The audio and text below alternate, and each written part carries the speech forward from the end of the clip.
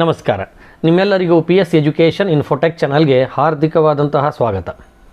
ಸ್ನೇಹಿತರೆ ಹಾಗೂ ನನ್ನ ಮೆಚ್ಚಿನ ವಿದ್ಯಾರ್ಥಿಗಳೇ, ನಾವು ಈ ಹಿಂದಿನ ವಿಡಿಯೋದಲ್ಲಿ ಈ 2022ನೇ ಸಾಲಿನ ವಾರ್ಷಿಕ ಪರೀಕ್ಷೆಗೆ ಸಂಬಂಧಪಟ್ಟಂತೆ ಮಾದರಿ ಪ್ರಶ್ನೆ ಪತ್ರಿಕೆಗಳನ್ನು ಸಾಲ್ವ್ ಮಾಡ್ತಾ ಇದ್ವಿ. ಮೊದಲಿಗೆ ರಾಜ್ಯಶಾಸ್ತ್ರಕ್ಕೆ ಸಂಬಂಧಪಟ್ಟಂತಹ ಪ್ರಶ್ನೆ ಪತ್ರಿಕೆಯನ್ನು ಸಾಲ್ವ್ ಮಾಡಿ, ನಂತರ ಸಮಾಜಶಾಸ್ತ್ರಕ್ಕೆ ಸಂಬಂಧಪಟ್ಟಂತಹ ಪ್ರಶ್ನೆ ಪತ್ರಿಕೆಯನ್ನು ಕೂಡ ನಾವು ಸಾಲ್ವ್ ಮಾಡಿದ್ವಿ. ಅದೇ ತರಹ ಇತಿಹಾಸಕ್ಕೆ ಸಂಬಂಧಪಟ್ಟಂತಹ ಪ್ರಶ್ನೆ ಪತ್ರಿಕೆಯನ್ನು ಸಾಲ್ವ್ ಮಾಡಿ ನಿಮ್ಮ ಮುಂದೆ ನಾವು ಪ್ರಸ್ತುತಪಡಿಸಿದ್ದೇವೆ. ಇವತ್ತಿನ ಈ ಒಂದು ವಿಡಿಯೋದಲ್ಲಿ ದ್ವಿತೀಯ PUC ಅರ್ಥಶಾಸ್ತ್ರಕ್ಕೆ ಸಂಬಂಧಪಟ್ಟಂತಹ ಮಾದರಿ ಪ್ರಶ್ನೆ ಪತ್ರಿಕೆಯನ್ನು ಅದರ 1 ಹಾಗೂ 2 ಅಂಕದ ಪ್ರಶ್ನೆಗಳನ್ನು ಸಾಲ್ವ್ ಮಾಡುವಂತಹ ಒಂದು ಪ್ರಯತ್ನವನ್ನು ನಾನು ನಿಮ್ಮ ಮುಂದೆ ಮಾಡ್ತಾ ಇದ್ದೇನೆ. ಸ್ನೇಹಿತರೆ, ನೀವಿನ್ನೂ ಈ ಚಾನಲನ್ನು ಸಬ್ಸ್ಕ್ರೈಬ್ ಮಾಡಿಕೊಂಡಿರದೇ ಇದ್ದರೆ ದಯವಿಟ್ಟು ಸಬ್ಸ್ಕ್ರೈಬ್ ಮಾಡಿಕೊಳ್ಳಿ ಹಾಗೂ ಆ ಬೆಲ್ ಐಕಾನನ್ನು ಒತ್ತಿ ನೋಟಿಫಿಕೇಷನನ್ನು ಖಚಿತಪಡಿಸಿಕೊಳ್ಳಿ. ಸ್ನೇಹಿತರೆ, ಈ ಅರ್ಥಶಾಸ್ತ್ರಕ್ಕೆ ಸಂಬಂಧಪಟ್ಟಂತಹ ಮಾದರಿ ಪ್ರಶ್ನೆ ಪತ್ರಿಕೆ ಇದು 3 ಗಂಟೆ 15 ನಿಮಿಷ ಸಮಯವನ್ನು ಒಳಗೊಂಡಿರ್ತಾ ಇದೆ. ಇಲ್ಲಿ ನಾವು ಒಟ್ಟು 63 ಪ್ರಶ್ನೆಗಳನ್ನು ನೋಡ್ತೀವಿ. ಆ 63 ಪ್ರಶ್ನೆಗಳಲ್ಲಿ ನಾವು 100 ಅಂಕಕ್ಕೆ ಮಾತ್ರ ಈ ಪ್ರಶ್ನೆ ಪತ್ರಿಕೆಯಲ್ಲಿ ಉತ್ತರಿಸುವಂಥದ್ದು. ನಿಮಗೆಲ್ಲ ಸೂಚನೆಗಳಿರಂತೆ ಪ್ರಶ್ನೆ ಸಂಖ್ಯೆಗಳನ್ನು ನಾವು ಮಾರ್ಜಿನ್ನಲ್ಲಿ ಅದೂ ಸ್ಪಷ್ಟವಾಗಿ ಮತ್ತು ಕಂಟಿನ್ಯೂಸ್ ಆಗಿ ಬರೆಯುವಂಥದ್ದು. ಅಂದರೆ ಯಾವ ಒಂದು ಸಂಖ್ಯೆಯನ್ನು ಪ್ರಶ್ನೆಗೆ ಉತ್ತರಿಸ್ತಾ ಇದ್ದೀವಿ ಅದೇ ಪ್ರಶ್ನೆ ಸಂಖ್ಯೆಯನ್ನು ನಾವು ಹಾಕಬೇಕು ಹಾಗೂ ಪ್ರತಿ ಪ್ರಶ್ನೆಗೆ ಉತ್ತರ ನಿರಂತರವಾಗಿರಬೇಕು. ಈ ಸೂಚನೆಗಳನ್ನು ನಾವು ನೋಡಿಕೊಂಡು ಇಲ್ಲಿ ಉತ್ತರಿಸಬೇಕಾಗಿದೆ. ಮೊದಲನೆಯದಾಗಿ ಭಾಗ ಎ, ಅದರಲ್ಲಿ ಈ ಕೆಳಗಿನ ಯಾವುದಾದರೂ 5 ಪ್ರಶ್ನೆಗಳಿಗೆ ಸರಿಯಾದ ಉತ್ತರ ಆರಿಸಿ ಬರೆಯಿರಿ. ಇಲ್ಲಿ 5 ಪ್ರಶ್ನೆಗಳನ್ನು ನೀಡಲಾಗಿರ್ತದೆ. ಆ 5 ಪ್ರಶ್ನೆಗಳು ಪ್ರತಿಯೊಂದಕ್ಕೂ 1 ಅಂಕವನ್ನು ನಮಗೆ ದೊರಕಿಸಿಕೊಡ್ತಾ ಇದೆ. ಅವುಗಳಂದರೆ, ಮೊದಲನೆಯದಾಗಿ ಈ ಕೆಳಗಿನ ಯಾವುದು ಸೂಕ್ಷ್ಮ ಅರ್ಥಶಾಸ್ತ್ರದ ಉದಾಹರಣೆಯಾಗಿದೆ? ಇದಕ್ಕೆ 4 ಉತ್ತರಗಳು. ಅಂದರೆ ಎ ರಾಷ್ಟ್ರೀಯ ಆದಾಯ, ಬಿ ಅನುಭೋಗಿಯ ವರ್ತನೆ, ಸಿ ನಿರುದ್ಯೋಗ, ಡಿ ವಿದೇಶಿ ವ್ಯಾಪಾರ. ಇವುಗಳಲ್ಲಿ ಸರಿಯಾದ ಉತ್ತರ ಬಿ ಅನುಭೋಗಿಯ ವರ್ತನೆ ಆಗಿದೆ.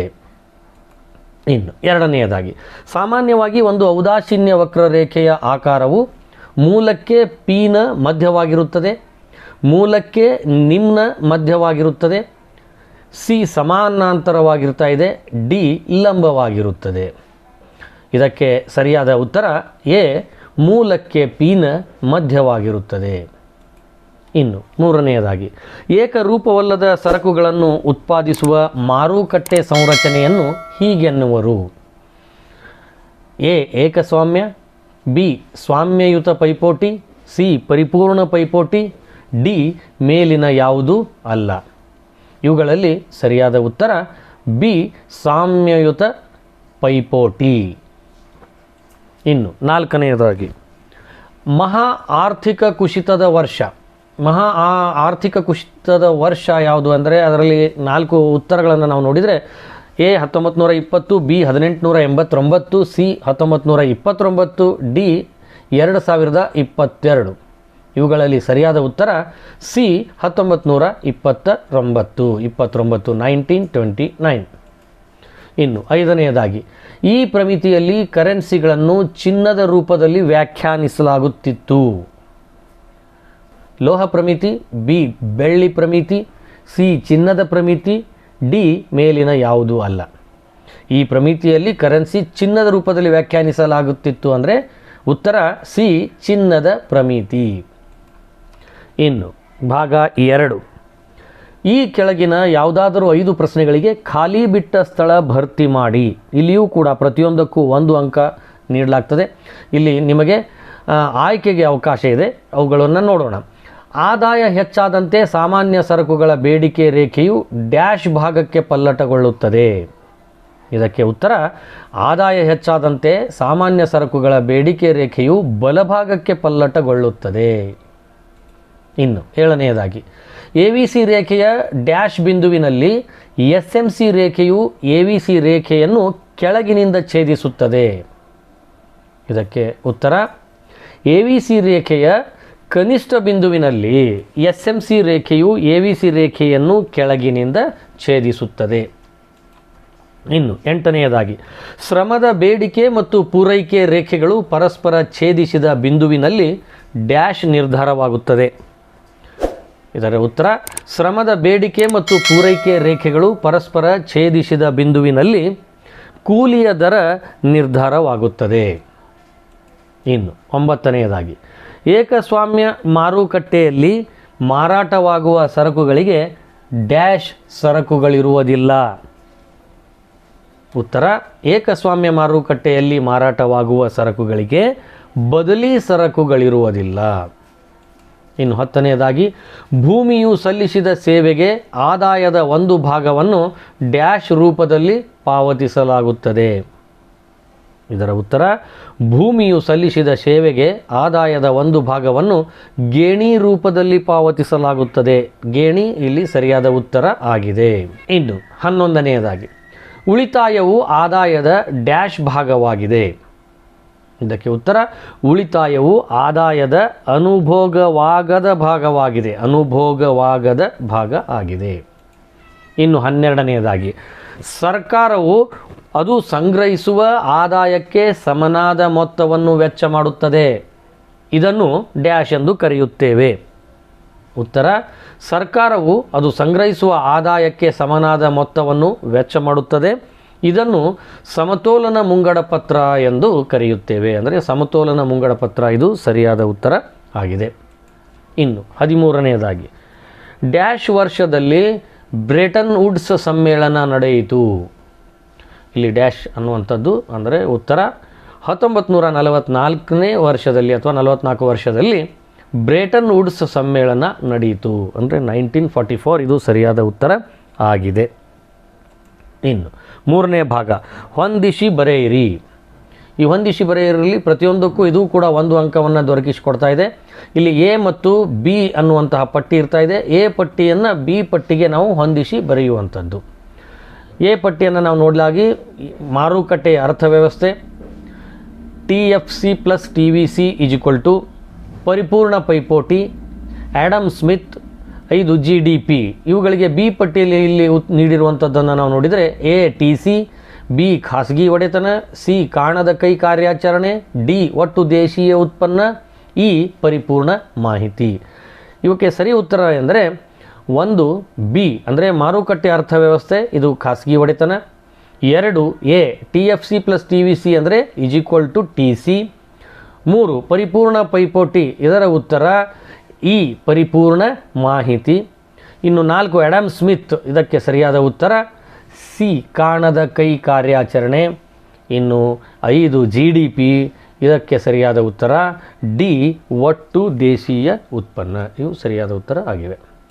ಇನ್ನು ಭಾಗ 4 ಕೆಳಗಿನ ಯಾವುದಾದರೂ 5 ಪ್ರಶ್ನೆಗಳಿಗೆ ಒಂದು ವಾಕ್ಯ ಅಥವಾ ಒಂದು ಪದದಲ್ಲಿ ಉತ್ತರಿಸಿ. ಇಲ್ಲಿಯೂ ಕೂಡ ಪ್ರತಿಯೊಂದಕ್ಕೂ 1 ಅಂಕ ದೊರೀತಾ ಇದೆ. ಇಲ್ಲಿ ನಾವು ಯಾವುದಾದ್ರೂ 5 ಪ್ರಶ್ನೆಗಳಿಗೆ ಮಾತ್ರ ಉತ್ತರಿಸಬೇಕು. ಇಲ್ಲಿಯೂ ನಿಮಗೆ ಆಯ್ಕೆಗೆ ಅವಕಾಶ ಈ ಸಾರಿ ನೀಡಲಾಗಿದೆ. 15ನೇದಾಗಿ MRS ವಿಸ್ತರಿಸಿ. MRS ವಿಸ್ತರಿಸಿ ಅಂದಾಗ MRS = marginal rate of substitution ಅಥವಾ ಸೀಮಾಂತ ಬದಲಿಕೆಯ ದರ ಅಂತ ನಾವು ವಿಸ್ತರಿಸಬಹುದಾಗಿದೆ. ಇನ್ನು 16ನೇದಾಗಿ ಸೀಮಾಂತ ಆದಾಯವನ್ನು ವ್ಯಾಖ್ಯಾನಿಸಿ. ಸೀಮಾಂತ ಆದಾಯವನ್ನು ವ್ಯಾಖ್ಯಾನಿಸಿ ಅಂದಾಗ ಇದರ ಉತ್ತರ ಉದ್ಯಮ ಘಟಕದ ಉತ್ಪನ್ನದಲ್ಲಿ ಒಂದು ಹೆಚ್ಚುವರಿ ಘಟಕದ ಉತ್ಪನ್ನದ ಮಾರಾಟದಿಂದ ಒಟ್ಟು ಆದಾಯದಲ್ಲಾಗುವ ಹೆಚ್ಚಳವನ್ನು ನಾವು ಸೀಮಾಂತ ಆದಾಯ ಎಂದು ಕರೆಯುತ್ತೇವೆ. ಇನ್ನು 17ನೇದಾಗಿ ಬೆಲೆ ಅಂತಸ್ತು ಎಂದರೇನು. ಬೆಲೆ ಅಂತಸ್ತು ಎಂದರೇನು ಎಂದಾಗ ನಿರ್ದಿಷ್ಟ ಸರಕು ಅಥವಾ ಸೇವೆಗಳ ಮೇಲೆ ಸರ್ಕಾರವು ವಿಧಿಸುವ ಕನಿಷ್ಠ ಮಿತಿಯನ್ನು ಬೆಲೆ ಅಂತಸ್ತು ಅಥವಾ ಬೆಲೆಯ ಕನಿಷ್ಠದ ಮಟ್ಟ ಎನ್ನುತ್ತಾರೆ. ಇನ್ನು 18ನೇದಾಗಿ ಏಕಸ್ವಾಮ್ಯ ಎಂದರೇನು. ಏಕಸ್ವಾಮ್ಯ, ಇದರ ಉತ್ತರ ಒಬ್ಬನೇ ಮಾರಾಟಗಾರನಿರುವ ಮಾರುಕಟ್ಟೆ ಸಂರಚನೆಯನ್ನು ಏಕಸ್ವಾಮ್ಯ ಎಂದು ಕರೆಯುತ್ತಾರೆ. ಇನ್ನು 19ನೇದಾಗಿ ಅಂತಿಮ ಸರಕುಗಳೆಂದರೆ ಏನೆಂದು ಅರ್ಥೈಸುವಿರಿ.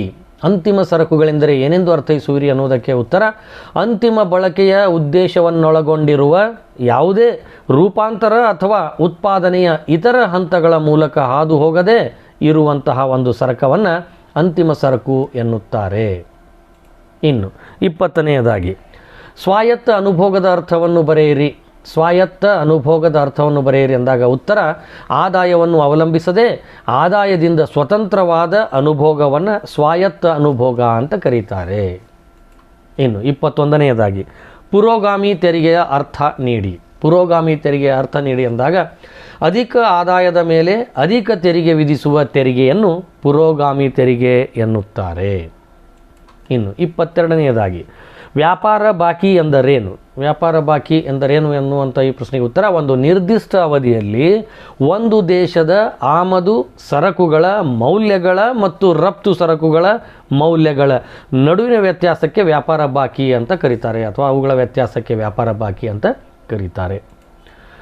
ಇನ್ನು ಭಾಗ 5, ಕೆಳಗಿನ ಯಾವುದಾದರೂ 9 ಪ್ರಶ್ನೆಗಳಿಗೆ 4 ವಾಕ್ಯಗಳಲ್ಲಿ ಉತ್ತರಿಸಿ.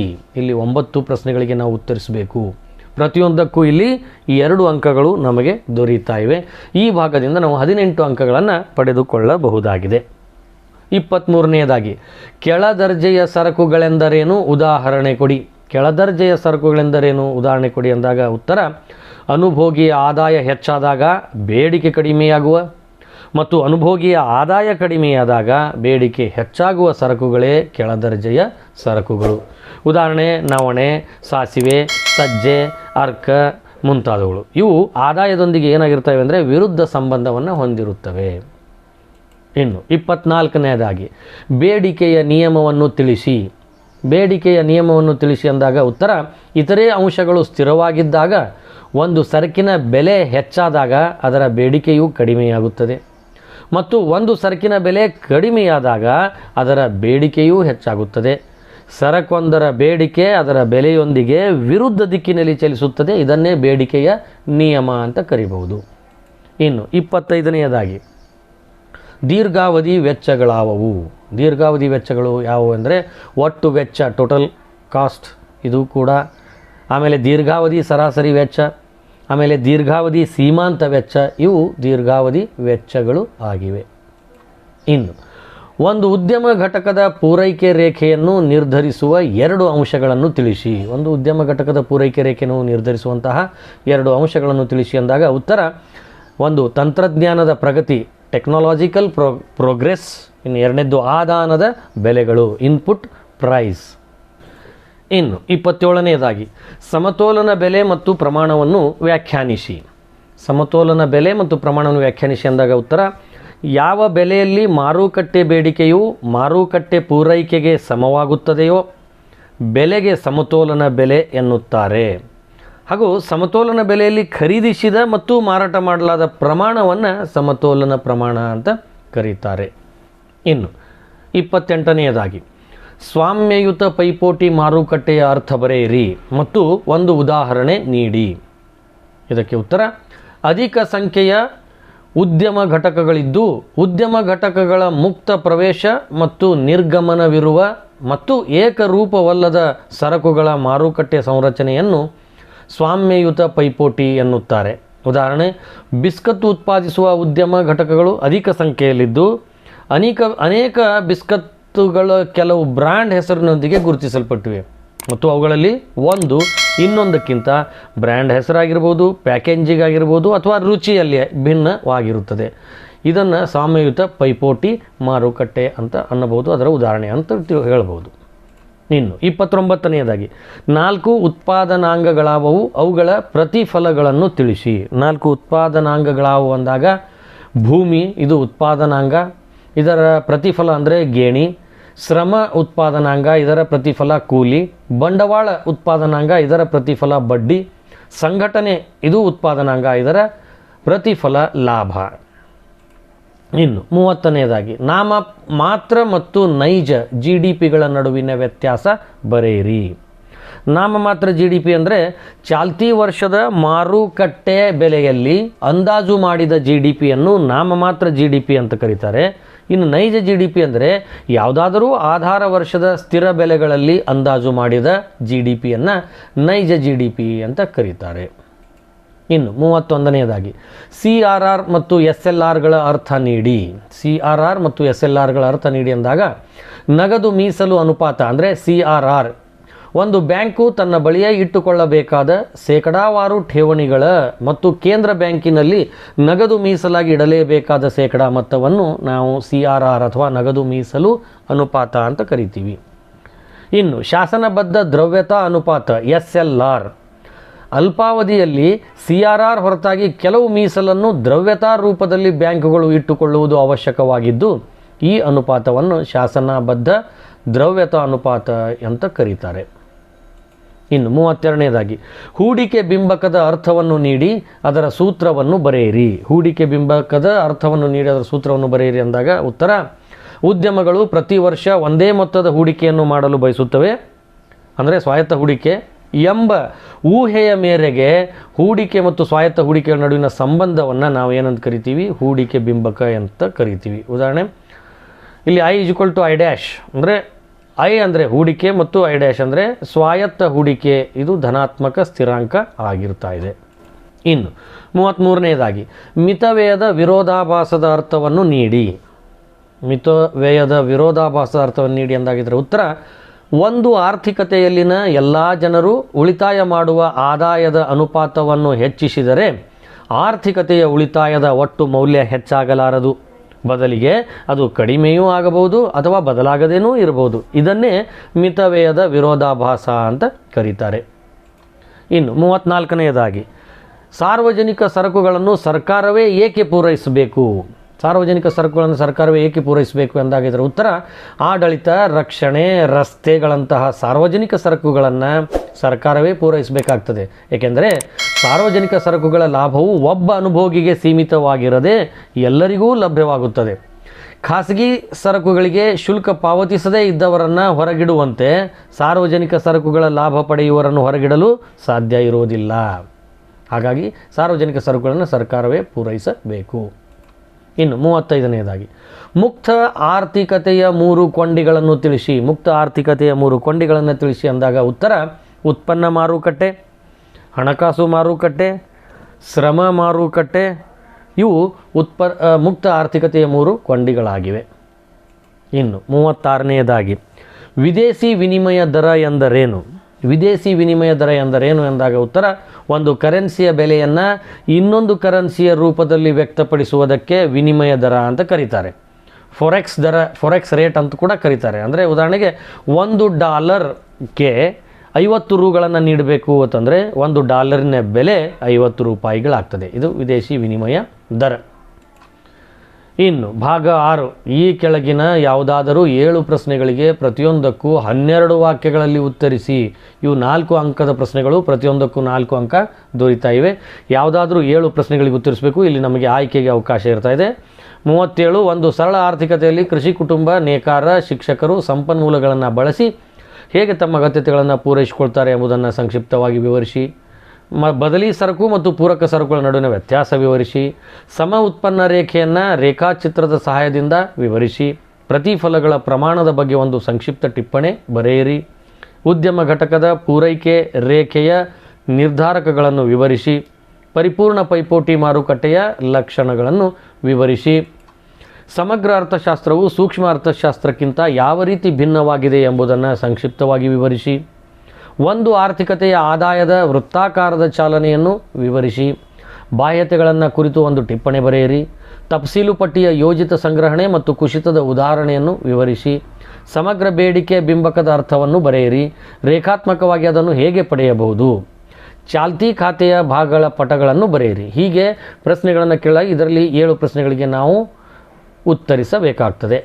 ಇನ್ನು ಭಾಗ 7, ಈ ಕೆಳಗಿನ ಯಾವುದಾದರೂ 4 ಪ್ರಶ್ನೆಗಳಿಗೆ ಪ್ರತಿಯೊಂದಕ್ಕೂ 20 ವಾಕ್ಯಗಳಲ್ಲಿ ಉತ್ತರಿಸಿ. ಇವು ಪ್ರತಿಯೊಂದು 6 ಅಂಕದ ಪ್ರಶ್ನೆಗಳಿವೆ. ಇಲ್ಲಿ ನಾವು ಯಾವುದಾದರೂ 4 ಪ್ರಶ್ನೆಗಳಿಗೆ ಉತ್ತರಿಸಬೇಕು. 49ನೇದಾಗಿ ಇಳಿಮುಖ ಸೀಮಾಂತ ತುಷ್ಟಿಗುಣ ನಿಯಮಗಳನ್ನು ಕೋಷ್ಟಕ ಮತ್ತು ರೇಖಾಚಿತ್ರದ ಸಹಾಯದಿಂದ ವಿವರಿಸಿ. ಔದಾಸೀನ್ಯ ವಕ್ರರೇಖೆಯ ಲಕ್ಷಣಗಳನ್ನು ರೇಖಾಚಿತ್ರಗಳೊಂದಿಗೆ ವಿವರಿಸಿ. ಪರಿಪೂರ್ಣ ಪೈಪೋಟಿ ಮಾರುಕಟ್ಟೆಯಲ್ಲಿ ಬೇಡಿಕೆ ಮತ್ತು ಪೂರೈಕೆಯ ಏಕಕಾಲದ ಪಲ್ಲಟಗಳನ್ನು ರೇಖಾಚಿತ್ರದೊಂದಿಗೆ ವಿವರಿಸಿ. ಸರಕಿನ ಮಾರುಕಟ್ಟೆ 52 ಬೇಡಿಕೆ ರೇಖೆ ಮತ್ತು ಉದ್ಯಮ ಘಟಕ ಉತ್ಪಾದಿಸುವ ಸರಕಿನ ಒಟ್ಟು ಉತ್ಪಾದನೆಯನ್ನು ಕೆಳಗಿನ ಅನುಸೂಚಿಯಲ್ಲಿ ನೀಡಲಾಗಿದೆ. ಆ ಅನುಸೂಚಿ ಆಧಾರದ ಮೇಲೆ ಲೆಕ್ಕ ಹಾಕಿ. ಸಮಗ್ರ ಆರ್ಥಿಕತೆಯ ಅನನ್ಯತೆಗಳನ್ನು ವಿವರಿಸಿ. ಹಣದ ಕಾರ್ಯಗಳನ್ನು ವಿವರಿಸಿ. ಇದು ಹೇಗೆ ಸಾಟಿ ವಿನಿಮಯ ಪದ್ಧತಿಯ ದೋಷಗಳನ್ನು ನಿವಾರಿಸಿತು ತಿಳಿಸಿ. ಸ್ವೀಕೃತಿಗಳ ವರ್ಗೀಕರಣವನ್ನು ವಿವರಿಸಿ. ಸಂದಾಯ ಬಾಕಿಯ ಬಗ್ಗೆ ಟಿಪ್ಪಣಿ ಬರೆಯಿರಿ. ಆಮೇಲೆ 8ನೇ ಭಾಗ, ಈ ಕೆಳಗಿನ ಯಾವುದಾದ್ರೂ 2 ಕಾರ್ಯಭಾರ ಮತ್ತು ನಿಯೋಜನೆ ಆಧಾರಿತ ಪ್ರಶ್ನೆಗಳಿಗೆ ಉತ್ತರಿಸಿ. ಪ್ರತಿಯೊಂದಕ್ಕೂ 2 ಅಂಕ. ಅಂದರೆ ಇಲ್ಲಿ ಕೊಟ್ಟಿರುವಂಥ ABCD ಯಲ್ಲಿ 2 ಪ್ರಶ್ನೆಗಳಿಗೆ ನಾವು ಉತ್ತರಿಸಬಹುದು. ಇಲ್ಲಿ ನಾವು ಪ್ರತಿಯೊಂದಕ್ಕೂ 5 ಪ್ರಶ್ನೆಗಳು, 2 ಕಾರ್ಯಭಾರ ಮತ್ತು ನಿಯೋಜನೆ ಆಧಾರಿತ ಪ್ರಶ್ನೆಗಳನ್ನು ಉತ್ತರಿಸಬೇಕು. ನಾವು ಒಬ್ಬ ಅನುಭೋಗಿ 2 ಸರಕುಗಳನ್ನು ಅನುಭವಿಸಲು ಬಯಸುತ್ತಾಳೆ. ಬಾಳೆಹಣ್ಣಿನ ಬೆಲೆ 5 ರು ಮತ್ತು ಮಾವಿನ ಹಣ್ಣಿನ ಬೆಲೆ 10 ರು ಆಗಿದ್ದು ಅನುಭೋಗಿಯ ಆದಾಯ ರೂಪವು 40 ಆಗಿದೆ. ಈ ಕೆಳಗಳನ್ನು ಉತ್ತರಿಸಿ. ಇಲ್ಲಿ ಪ್ರತಿಯೊಂದಕ್ಕೂ 2 ಪ್ರಶ್ನೆ, ಅವುಗಳ ಆಧಾರದ ಮೇಲೆ ನಾವು ಉತ್ತರಿಸಬೇಕು. ಸ್ನೇಹಿತರೆ, ಇಲ್ಲಿಯವರೆಗೆ ನಾವು ಮಾದರಿ ಪ್ರಶ್ನೆ ಪತ್ರಿಕೆ ಅಂದರೆ 2022ನೇ ಸಾಲಿನಲ್ಲಿ ಹೆಚ್ಚುವರಿ ಪ್ರಶ್ನೆಗಳೊಂದಿಗೆ ನೀಡಲಾಗಿರುವಂತಹ ಮಾದರಿ ಪ್ರಶ್ನೆ ಪತ್ರಿಕೆಯನ್ನು ಇಲ್ಲಿ ನಾವು ನೋಡಿದ್ವಿ. ನಿಮಗೆ ಈ ವಿಡಿಯೋ ಇಷ್ಟ ಆದಲ್ಲಿ ದಯವಿಟ್ಟು ಲೈಕ್ ಬಟನನ್ನು ಒತ್ತಿ ಹಾಗೂ ಈ ಚಾನಲನ್ನು